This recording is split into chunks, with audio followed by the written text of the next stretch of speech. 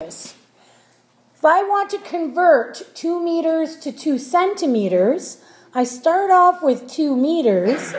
How many centimeters are in 1 meter? 100.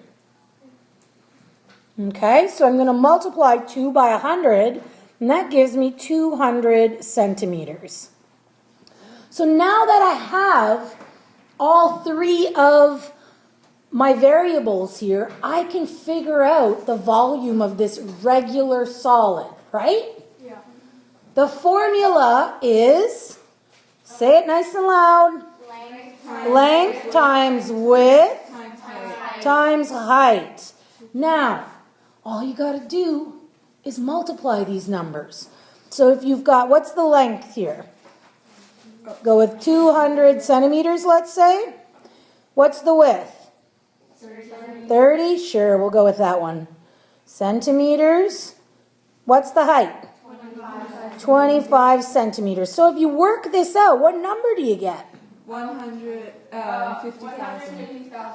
150,000 what?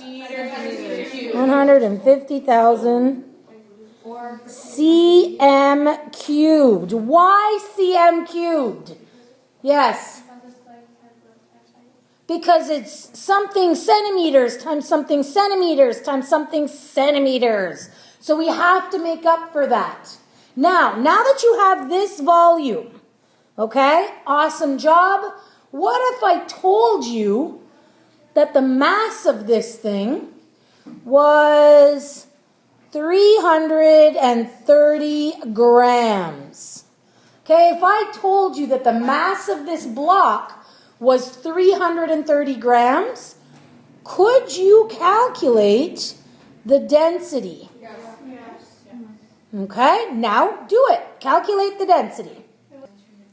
Density is equal to the mass, which is 330 grams, divided by its volume.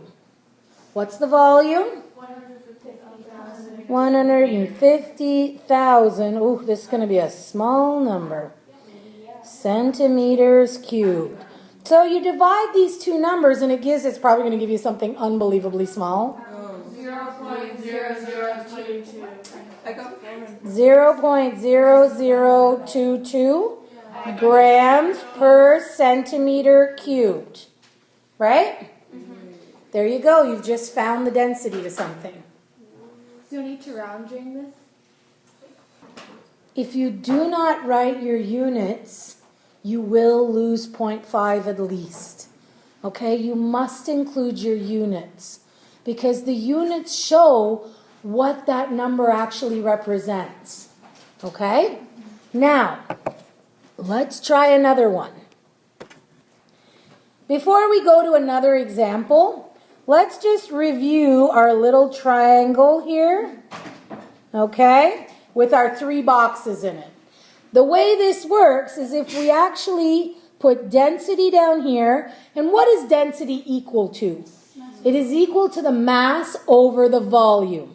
Mass up here over volume. Now, do you see that? Yeah. Okay. If I want to find the mass of something, okay, when something is on top of something else, it's a fraction. You got to divide it, right? But when something is beside something else, what do you have to do? You have to multiply. So look at this. If I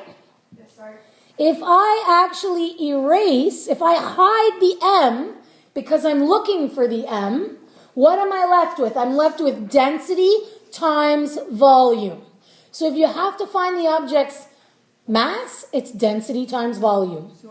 If you have to find the actual volume, well, it's going to be the mass of the object over its density. If you have to find density, well, look at that. It's mass over volume. Okay, if you have a graduated cylinder and the liquid goes up to the 40 milliliter mark, what variable is that giving you? It is giving you the volume of that substance, is it not? Yeah. Right? Because it's in milliliters. Okay? Now, what happens if I tell you that the mass of this and this together, so the mass of the liquid and the mass of the cylinder is, I don't know, let's say 50 grams. Okay? But the mass of just the cylinder is, I don't know, 10 grams. No, let's not go for 10. That's too easy. Let's go for 18 grams. Okay? How could you find the mass of the substance inside the cylinder? So here, we would end up taking this number here of their combined mass, all right, which is 50 grams, and we would subtract the mass of just the cylinder without the liquid, which is 18 grams. This gives us 32 grams. So now, what do we have here? We've got a volume and we've got a mass. What do you think we can solve? Density is equal to the mass of the object over its volume. Please calculate that for me now. The mass that you calculated was 32 grams. What was the volume? 40 milliliters. You can't just say 40. 40 milliliters. Anybody work this out? Yeah. What do you get? 0.8 grams. 0.8 grams per milliliter. Here's my next question. If you put this substance in pure water, what would happen to it? Would it sink? Would it float? Would it mix? What? It would float. Why would it float? Because if the density is not higher than 1.00 grams per milligram, then it won't sink. Grams per milliliter. So it has to have a greater density than the substance it's just been poured into. If it's got a greater density than water, which is 1.0 grams per milliliter, then it will go to the bottom of that.